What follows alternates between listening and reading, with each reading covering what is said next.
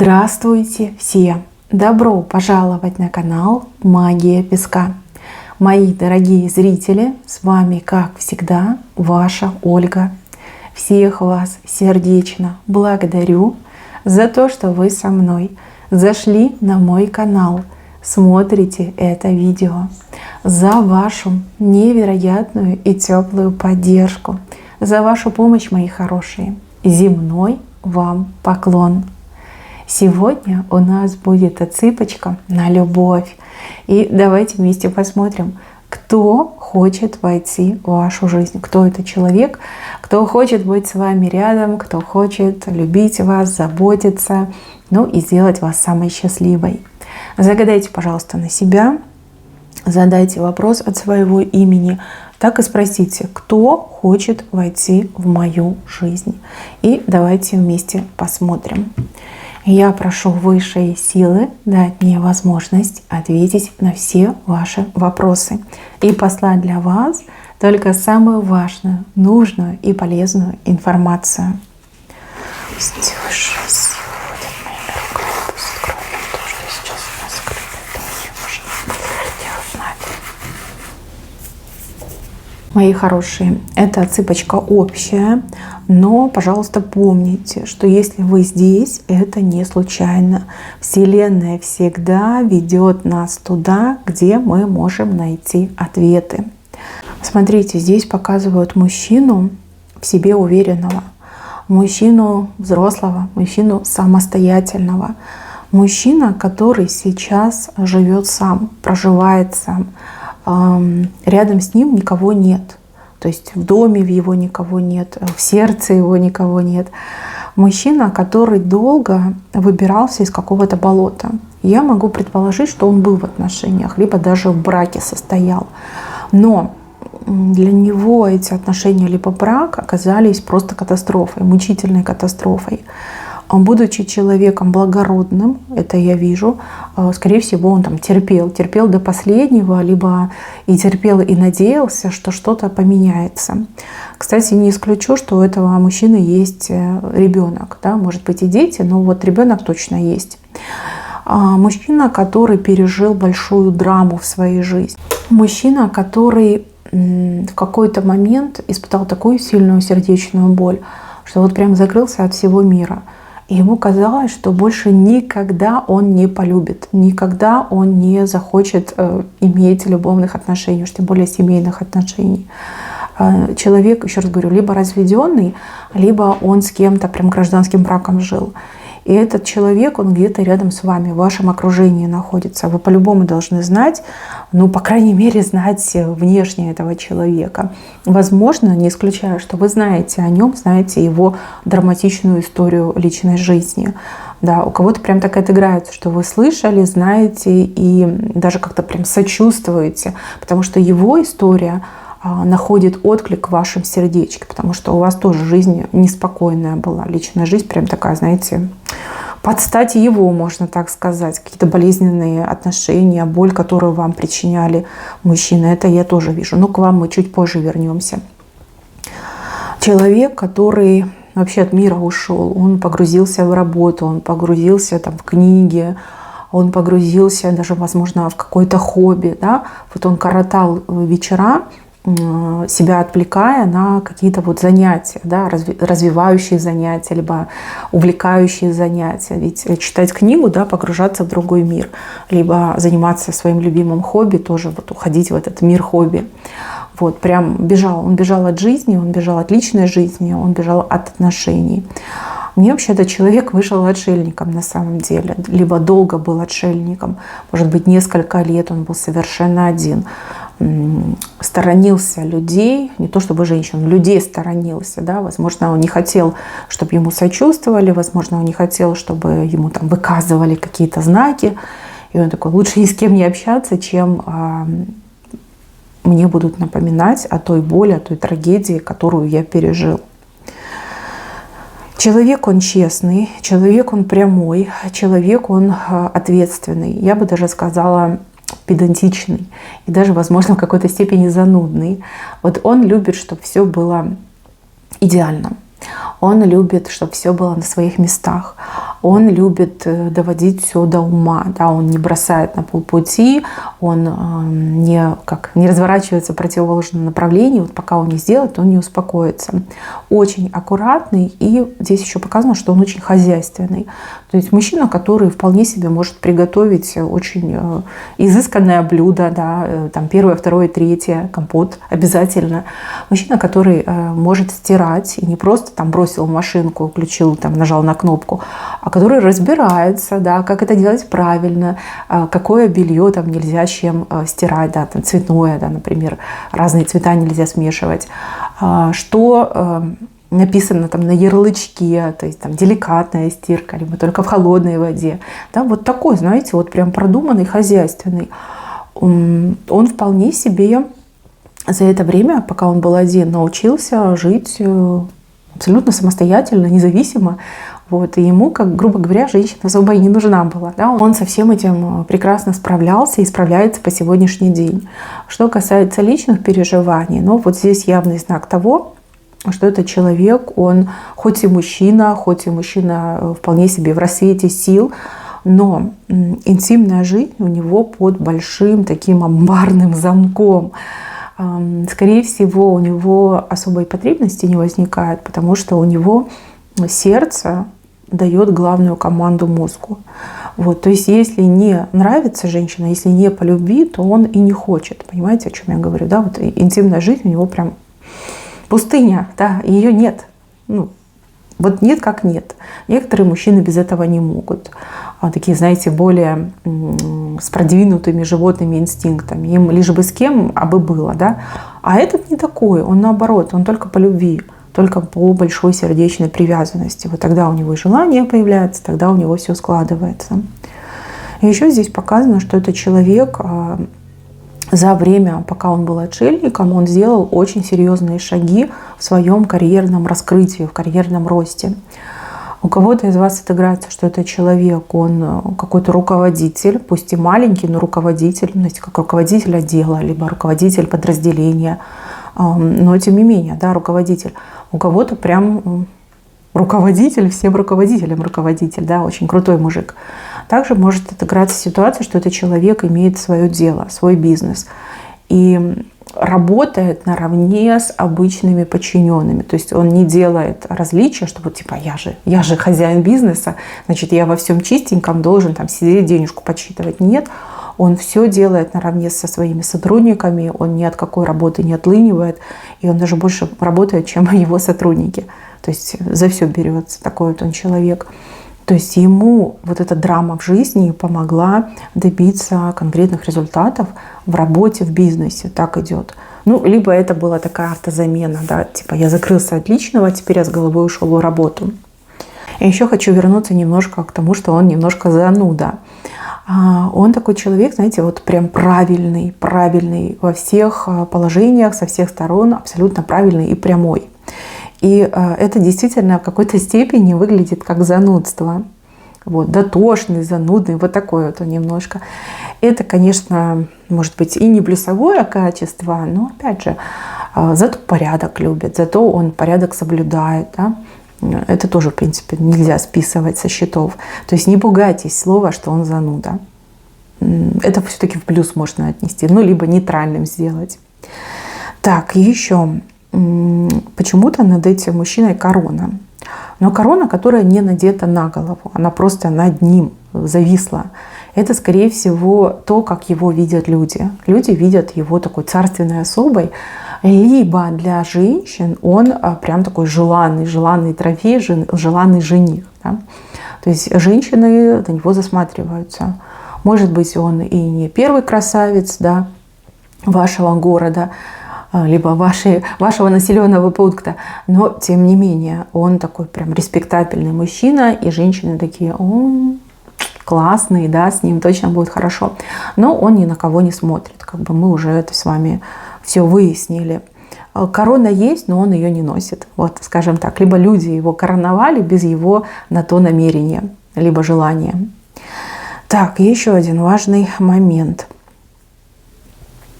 Этот мужчина, он практически не интересуется тем, что происходит в жизнях других людей, особенно тех, кто его окружает. То есть он и свою жизнь не афиширует, закрыл, и также он не лезет в чужие жизни. То есть его это не интересует. Он избегает сплетен, он избегает разговоров. То есть с ним можно поговорить только лишь о работе, либо, например, об учебе, да, либо каких-то вот знаниях, которыми он располагает. Все, других тем нет. Друзей у него немного. Я бы даже сказала, у кого-то отыграется, что 0 друзей. Да? То есть, опять же, он не хочет, чтобы ему напоминали, он не хочет сам ничего рассказывать. И, возможно, кстати, в драме его прошлого кто-то из друзей виноват. Да? Возможно, там женщина погуливала. Ну, либо что-то еще в таком плане могло происходить. Я не буду в этом копаться, и вам это тоже ни к чему. То есть у кого-то отыграется, что есть там один верный, надежный старый друг, а у кого-то отыграет, что прям совсем у него друзей. Есть знакомые, но друзей у него нет. Еще по поводу его состоятельности. У него есть деньги. И денег у него много. Эти деньги у него то ли вложены, то ли где-то под проценты положены, то ли он это все, значит, инвестирует там, в покупку недвижимости, допустим, там, либо в какие-то ценные бумаги.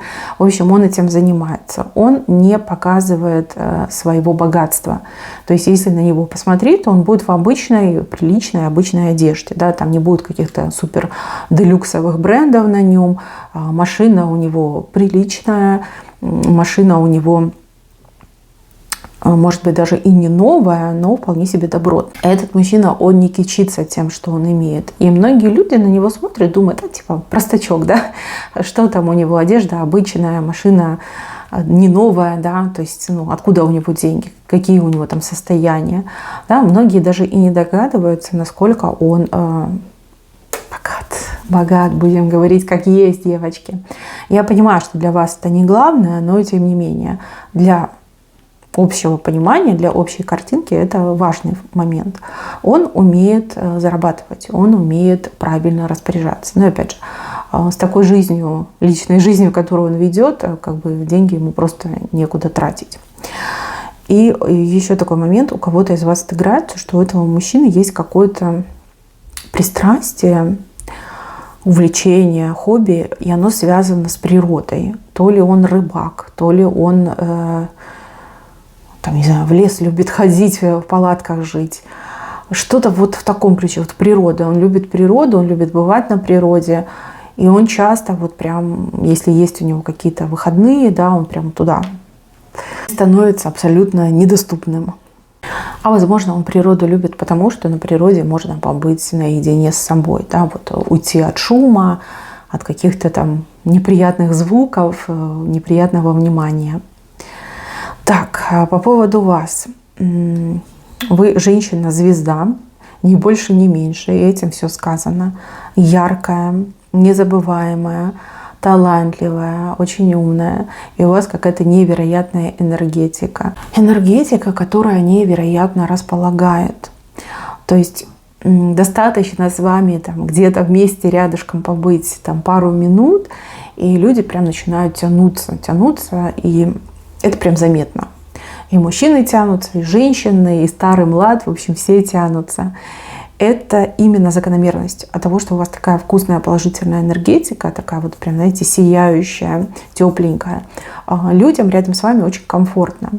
Но есть и минус. Поскольку вы обладательница такой незабываемой и очень классной, потрясающей энергетики, к вам очень часто тянутся нехорошие люди, особенно нехорошие мужчины.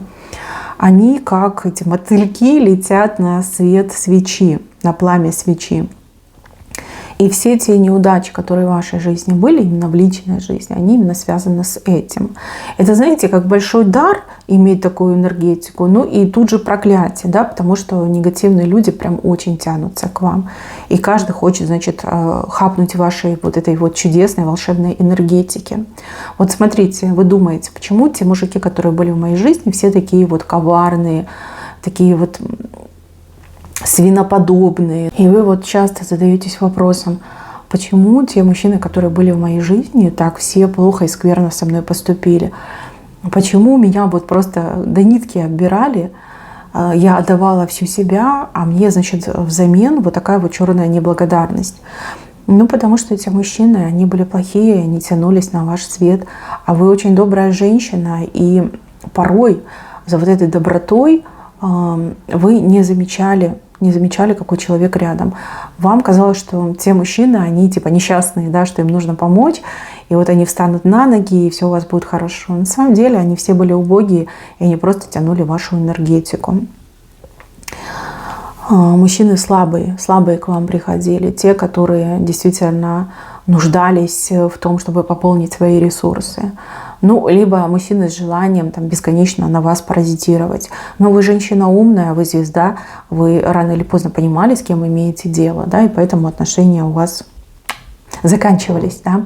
Скорее всего, ну вот по большей части вы были именно инициатором того, чтобы разорвать отношения. Вы понимали, кто перед вами, и поэтому делали правильные шаги, правильные решения, да, принимали. И также я вижу, что рядом с вами очень много зависти. Причем зависть идет, ну вот просто со всех сторон.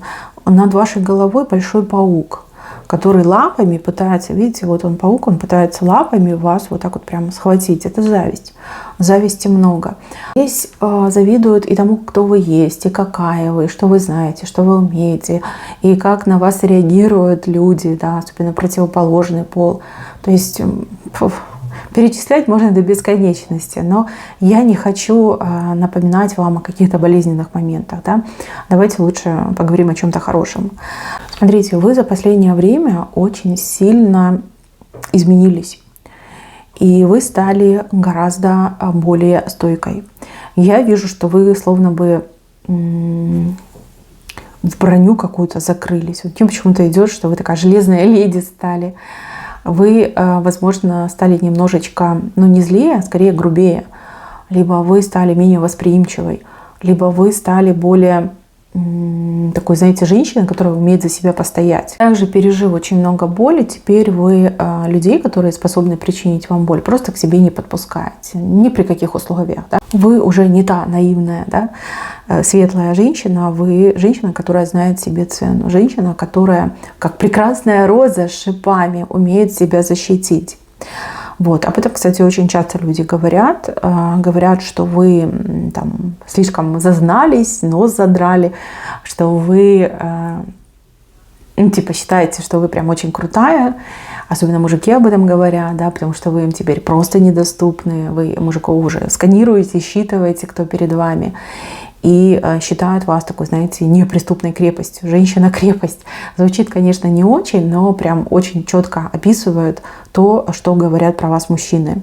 Ну, а женщины считают, что вы зазнайка, что вы прям такая кичитесь собой, что вы там молодая, красивая, что вы независимая. Вот, ну, дуракам закон не писан, да, пусть говорят. Так, главное, чтобы это на вас не влияло. Ну, вижу, что на вас уже ничего не может повлиять. Вы все уже поняли про людей, про мир.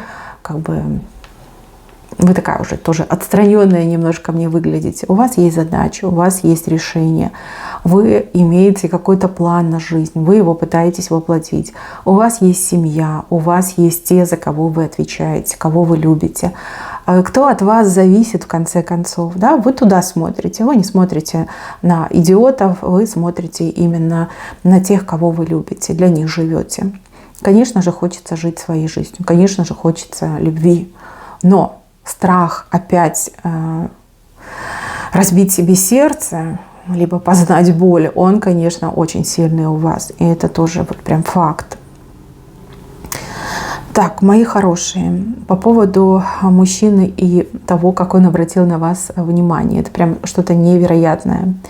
Я вижу, что вы с кем-то то ли выясняли отношения, то ли, может быть, даже спорили, да, может быть, какой-то научный у вас был спор. Вот. Он просто услышал ваш голос, и он услышал те слова, которые вы говорили. Слова были необычные, то есть вы, скорее всего, умеете оперировать словами и выстраивать сложные предложения. Да? То есть вы знаете, может быть, какую-то терминологию. Может быть, вы и не лингвист, но у вас богатый словарный запас. Он услышал ваш голос, он услышал ваши слова, и он такой: ничего себе, ничего себе, вот откуда она это знает, как она красиво говорит, как она мастерски составляет предложения, да? убедительно, знаете, вот это выражение «не уделал, а урыл». Вот и он прям на голос пошел посмотреть, кому принадлежит этот голос. Он за вами подсматривал, девочки. Вот в прямом смысле слова он подсматривал. Вспоминайте, где и кому вы прочищали мозги, либо отстаивали свои, либо чужие интересы, но кого вычитывали. Вот в тот момент он вас увидел. Он пришел на голос, он увидел вас. И тут, знаете, пазл сошелся. Он такой, блин, точно, вот это она. Женщина, которая привлекла мое внимание. Женщина, с которой я не против познакомиться. Понимаете, это такое чувство, оно его как иголочками пронизало. Он сам себе удивился, и у него даже какая-то легкая паническая атака произошла. Мне кажется, он сбежал. Ну, либо тихо ушел, быстро ушел, да. Но потому что прям потянуло к вам, потянуло, как будто бы родную душу встретил. Вот так он обратил на вас внимание. Вот так зародилась любовь в его сердце, девочки. Говорю любовь, потому что вижу, что именно любовь. И как бы он там не прятал свое сердце, любовь, это такое чувство придет и не спросит. Да? И любовь, она всем возрастам покорна. Так, много думал о вас, прям много. Он вспоминал ваши слова, он вспоминал, как вы выглядели. Много думал, что вы за женщина. Ему так интересно стало, кто вы такая, да, откуда вы все знаете, что с вами происходит, где вы живете, с кем вы живете, самое главное. И этот мужчина потихонечку начал вас узнавать. Просто вот наводить справочки, может быть, там по своим каналам, может быть, расспрашивая каких-то людей, которых он знает. Вот вижу, что за последнее время он очень много информации о вас добыл. Прям очень много. И здесь еще так показано, чем больше он копал информации о вас, тем больше и больше он в вас влюблялся. Ну, можно сказать, что он ваш тайный поклонник. Как-то так мне идет.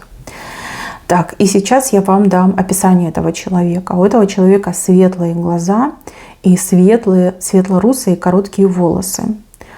Глаза у него глубоко посаженные, но они большие. А лицо у него правильной формы. И еще мне показывают, что у него ровный нос. Ровный. Может быть маленький ровный, может быть длинный ровный, но он ровный, прям очень ровный.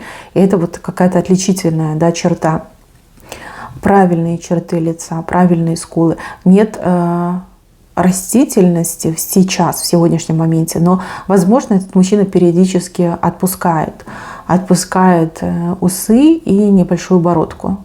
Вот периодически, да, может, по настроению, там, лень бриться, либо, ну, может быть, где-то там на природе завис, не успел побриться. Он может это делать, но сейчас он прям весь такой гладенький и короткие волосы. Волосы светло-русого оттенка. А у кого-то еще отыграется, что волосы, может быть, и темные, но есть седины, и кажется, что он русый, особенно издалека. Но волосы максимально короткие. Это не под ноль, но где-то вот такие вот коротенькие. Не идет информация, что вы точно его видели. То есть он есть в вашей памяти, он отпечатался в вашей памяти. То есть если бы вы его сейчас увидели, я бы вам показала его портрет, вы бы сказали, да, точно, это он там. Я где-то его видела, либо мы с ним общались, либо мы там в соседних офисах работаем, да, либо живем по соседству. То есть где-то он рядом с вами находится, притаился где-то рядом. Смотрите, в сегодняшнем дне какая картина между вами. Мужчина щитом от вас закрывается. Вот он, видите, стоит, щит у него большой, он закрывается.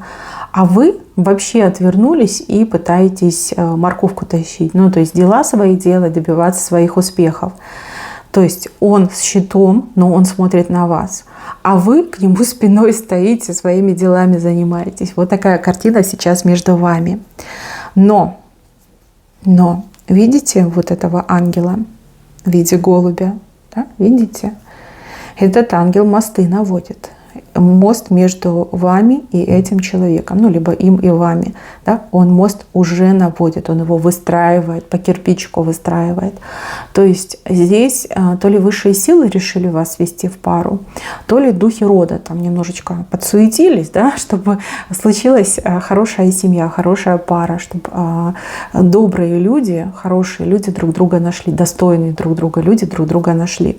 Потому что когда по ангелу, это всегда замысел судьбы, это всегда высшее вмешивается, это всегда духи рода стараются. Поскольку вы все разные, как бы, ну, у каждого, конечно, будет по-своему. Но видите, часть моста уже есть. Маленькая, но уже есть. Дальше будет больше. Тут еще, знаете, целая эпопея впереди. Да? Мужчина должен довериться, мужчина должен решиться переступить через то пережитое, что было в его жизни, начать за вами как минимум ухаживать, суметь вас заинтересовать, ну, сами понимаете, да, чтобы вы откликнулись на его ухаживание, и дальше будет больше. Это история в долгую, я говорю вам честно и сразу, потому что у нас отсыпка, вот сегодняшний день только лишь начинает строиться. Еще щитом закрыл себя, а вы вообще отвернуты в другую сторону. Но что должно быть, то и случится, мои хорошие. Единственное, что здесь какого-то человека показывают хитрого, очень хитрого и деятельного с вашей стороны. Мужчина, который сейчас в вашем окружении находится, либо мужчина из вашего прошлого. Человек-лицемер, человек-артист, человек, умеющий играть. Играть на публику, играть, не думая сейчас о последствиях. И человек готов, ну, на любое обещание, на любое действие, лишь бы от жизни получить свое. Вижу, что этот человек, он с вас глаз не сводит. И у меня есть предположение, что этот человек любой ценой решил быть с вами, ну, либо вас вернуть в свою жизнь. Этот человек как будто бы откуда-то снизу цепляет лестницу, да, ставит лестницу для того, чтобы до вас добраться. Вот. Это будет соблазн для вас. Соблазн-проверка. Не поддавайтесь на этот соблазн, не поддавайтесь на эту проверку, либо пройдите эту проверку. Тот, кто будет в ближайшее время вас очень активно и нагло добиваться, это человек лицемер и обманщик, девочки. Он не умеет любить. Он хочет вас добиться для того, чтобы себе обеспечить хорошую жизнь, назовем это так. И здесь речь не идет о материальном, здесь больше речь идет о том, чтобы вот ухватить такую прекрасную женщину, которая любит, заботится, которая себя не жалеет. Да? Вот об этом речь идет, чтобы согреться рядом с вами. Да? Возможно, у него сейчас в жизни сложные времена, и ему нужно вот где-то согреться, отогреться, прийти в себя. И ради этой цели мужчина готов на любую ложь, на любой обман, на любое притворство. Вот о чем речь идет. И вам нужно, конечно же, быть начеку. И это очень важно. Вот. А то, что должно, оно точно случится. Поверьте, тут дело времени. И в вопросах любви спешить, конечно, нельзя. Нельзя, и доверьтесь этому ангелу, который уже начал строительство моста между вами и этим хорошим мужчиной. Дальше будет больше. Видите, здесь впереди работа показана. Его работа над тем, чтобы вас завлечь, над тем, чтобы обратить ваше внимание на свою скромную персону. Он будет работать, он будет впахивать, да, для того, чтобы вас добиться.